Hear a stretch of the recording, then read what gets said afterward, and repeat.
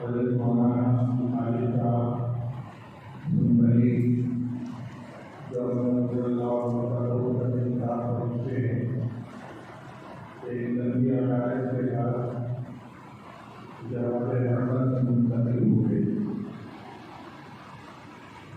یہ اس سال کے مسلسل حادثوں کا آخری حادثہ ہے. ادھر سے کمیوں میں دارالعلوم کو افرادی اعتبار سے جو نقصان ہوا ہے ہر سطح پر درجہ وجہ کے کئی تہائی اساتذہ کرام کارکنان اور دارالعلوم سے تعلق رکھنے والے اساتذہ اور ایک منعقد ارکان شورا کا دو کی اہلیہ حضرت امین صاحب کے اہلیہ ان سب کو جوڑا جائے یہ تعداد تقریباً 10 تک پہنچی. ہر آنے والے لوگوں کو اللہ کے یہاں متعین ہے، لیکن نہ جانے والے کو اپنے ان کا پتہ ہے اور اس متعلقین کو اس لیے بہرحال کرنا ہوتا ہے. اور اگر جانے والے خوبیاں ہوں تو اس کا احساس دیر تک رہتا ہے. حضرت مولانا الخالق سنبھلی رحمة اللہ علیہ اپنی متعدد خصوصیات کے اعتبار سے ایک حضرت عظیم و مرحوم شخصیت کے معنی ہے. متواضع منتظر المزاج نرم گفتگو کرنے والے. تقریباً 10 سال ان کے ساتھ مسئلے اہتمام میں ہم نشینی کا موقع ملا، لیکن میں یقین کے ساتھ کہہ سکتا ہوں کہ پوری مدت میں کبھی ان کو بلند آواز سے بات کرتے ہوئے نہیں سنا. ایسا نہیں ہے کہ ہر آنے والے کی گفتگو یا ہر کارکن کے ساتھ ہونے والی گفتگو ان کی مرضی کے مطابق بھی ہو، لیکن اگر کسی بات پر ناراضگی یا ناپسندیدگی کا بھی اظہار کر دیتے تو لہجہ ایسا ہوتا تھا کہ محسوس نہیں ہوتا.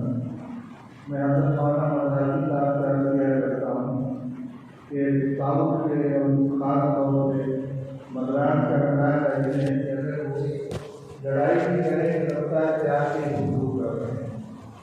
یہ انداز مولانا صاحب رحمۃ اللہ علیہ کا کسی بات پر اگر ناراضگی کا اظہار کرنا ہے تو انداز لہجہ الفاظ ایسا نہیں ہونا چاہیے.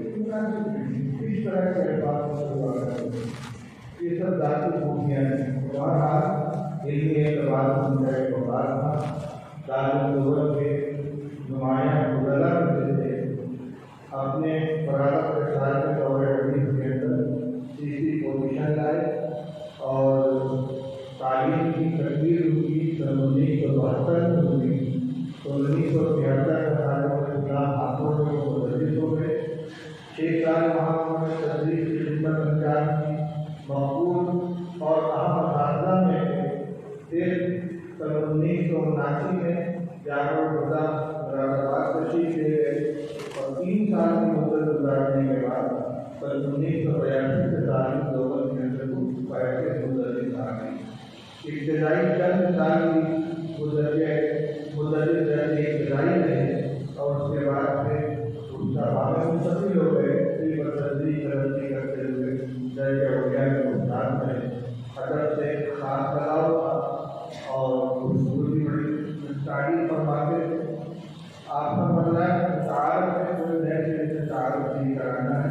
بہرحال ہے کہ اردو محاصر موقع کو مرنے والوں خوبیوں پر اطلاع کیا کرو، اس لیے کچھ خوبیوں پر کیا گیا ہے.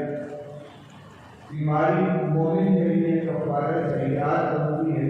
مولانا نے بیماری کے جو ایام گزارے ہیں وہ انشاءاللہ ان کے حق میں کفارہ بنیں گے.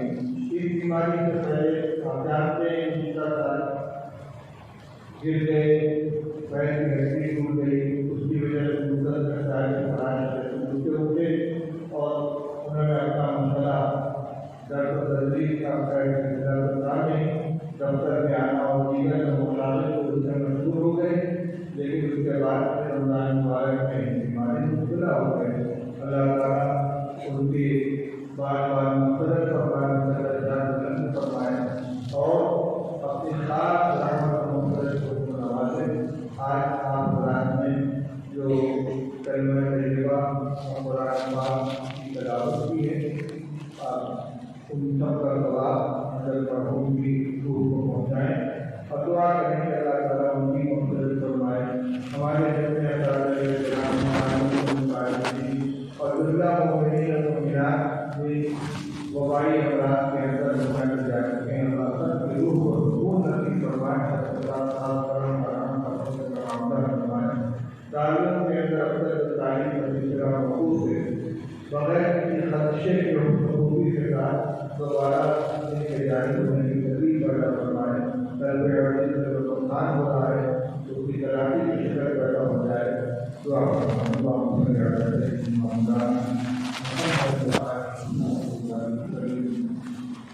اللهم صل على سيدنا وشهدنا وخالقنا وصديقنا وسيدنا وزكرينا ومولانا اللهم احييته منا وعافيه الاسلام ووفقه منا وتوفه الايمان ربنا اغفر لنا ولاخواننا الذين سبقونا بالايمان ولا تجعل في قلوبنا غلا للذين امنوا ربنا انك رؤوف رحيم اللهم اغفر لنا وللمؤمنين والمؤمنات والمسلمين والمسلمات الأحياء منهم والأموات إنك سميع قريب مجيب الدعوات اللهم اغفر ذنوبنا وعافنا عن سيئات الرحمن فرحمنا خالقنا والبريء وجعلنا اساتذہ کرام متعلقین دارالعلوم اور جتنے ایمان والے اس بیماری میں ان دنوں کے اندر وفات پا چکے ہیں، اللہ سب کی کامل مغفرت فرما اور رحمت میں جگہ عطا فرما، لفظوں کو معاف فرما،